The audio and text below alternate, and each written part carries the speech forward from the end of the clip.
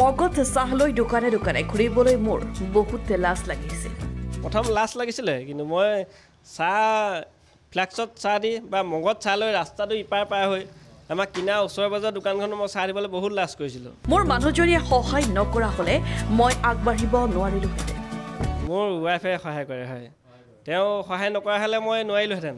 অকলে এখন দোকান খোলাটো ইমান সম্ভৱ নহয়। আনৰ দোকানত চাহ বিক্ৰী কৰি দুখন দোকানৰ মালিক হ'লগৈ লখিমপুৰৰ এহাল দম্পতি। দুয়ো চাহ বিক্ৰী কৰি মাহে উপাৰ্জন কৰে প্ৰায় 1,20,000 টকা পৰ্যন্ত। দিনে উপাৰ্জনটো মানে কি আৰু এটা লিমিটত হয় আৰু 3-4 হাজাৰ টকাৰ ভিতৰতে হয় আৰু তাতকৈ নহয় বাৰু। দুয়োৰে সফলতাৰ আঁৰত আছে বহু কষ্ট আৰু ধৈৰ্য। প্ৰথম লাজ লাগিছিলে, কিন্তু মই চাহ ফ্লাক্সত চাহ দি বা মগত চাহ লৈ ৰাস্তাটো ইপাৰ পাৰ হৈ আমাৰ কিনা ওচৰে পাজৰে দোকানখনত মই চাহ দিবলৈ বহুত লাজ কৰিছিলোঁ। প্ৰথম বহুত লাজ আছিলে, কিন্তু সেই লাজ মানুহে কিবা কোৱা নাছিলে বাৰু, কিন্তু মইহে ভাবি লৈছিলোঁ মোক মানুহে কিবা কৈছে নেকি, যে কিবা ভাবিছে নেকি, চাহ লৈ মই মগত ঘূৰি ফুৰিছোঁ। কিন্তু সেইবিলাক মই ভাবিছিলোঁ যদিও এতিয়া ভাবিব নালাগে বুলি মই নিজেই ভাবি ল'লোঁ। সেই ভাবি লোৱাৰ কাৰণে মই আজি সফল। বিয়াৰ কেইদিনমানৰ পাছতে তপন শৰ্মা নামৰ যুৱকজনে হাৱা ধৰি খাইছিল কামৰ সন্ধানত। মই যেতিয়া বিয়া পাতিছিলোঁ তাৰ পৰা মোৰ অকণমান তেতিয়া এখন ঘৰ চলাব লাগিব। মই ডিলাৰত কাম কৰিছিলোঁ। ডিলাৰত অকণমান লকডাউনৰ সময়ত অকণমান কিবা এটা প্ৰব্লেমৰ কাৰণে ডিলাৰৰ কাম বাদ দিলোঁ। ডিলাৰৰ কাম বাদ দি মই ঘৰ চলিব লাগিব, কেনেকৈ কি কৰোঁ ভাবি ইয়াৰ পাছতে তেওঁ আৰম্ভ কৰিলে এখন চাহৰ দোকানত কাম কৰিবলৈ। এখন চাহৰ দোকানৰ খবৰ পালোঁ মই।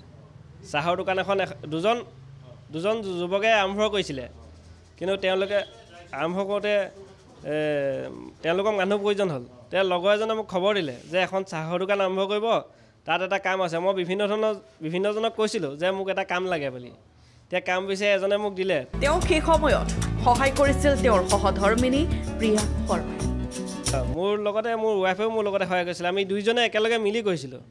দুইজনে একেলগে মিলি যেতিয়া বেলেগৰ লগত কৰিছিলোঁ। দুয়ো স্বামী স্ত্ৰীয়ে লাহে লাহে নিজাকৈ আৰম্ভ কৰিলে ইউনিক মছলা তন্দুৰী চাই নামৰ এখন চাহৰ বিপণী। তাৰপৰা লাহেকৈ চিন্তা কৰি এই কেবিউটতে আমি এখন নিজাকৈ আৰম্ভ কৰিলোঁ ইউনিক মছলা তন্দুৰী চাই নামেৰে। মছলা চাহটো আমাৰ যথেষ্ট ৰাইজৰ মাজত এটা প্ৰচলিত। মানে আমাৰ মছলাটো কোনো ৰেডিমেড নহয়, নিজে বনোৱা মছলাটো আমাৰ সম্পূৰ্ণ নিজে বনোৱা। সেইটো কাৰণে ৰাইজে অকণমান বেলেগতকৈ সোৱাদটো অকণ বেলেগ পায়। হয়, আৰু আগৰ পুৰণা কাষ্টমাৰ মোৰ বেলেগৰ দোকানত থাকোঁতে যিমান আছিলে, তেওঁলোকে এতিয়াও বৰ্তমান মোক বিচাৰি ইয়ালৈ আহে চাহৰ টেষ্ট ল'বলৈ। তেওঁলোকৰ এটা মই টেষ্ট দিবলৈ সক্ষম হৈছোঁ আৰু মছলা চাহ, ইলাচি, অদৰক, কৰক, চকলেট, অৰিঅ', তন্দুৰী চাহো আমাৰ প্ৰায়। তন্দুৰী চাহটো এতিয়া বৰ্তমান কৰা নাই বাৰু। এই বিপণীখনৰ পৰাই দুয়ো এতিয়া আগুৱাইছে সফলতাৰ দিশে। বহুত কিবা কিবি কৰিব পৰা নাই, কিন্তু কষ্ট যেনেকৈ কৈছোঁ এখন দোকান।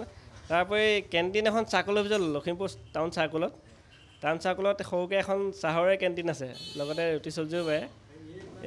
এইখন দোকানৰ পৰা আৰম্ভ কৰি ক'তো মানে বেলেগ লোন চোন লোৱা মেলা নাই, এই দোকানৰ ওপৰত নিৰ্ভৰ কৰিয়ে।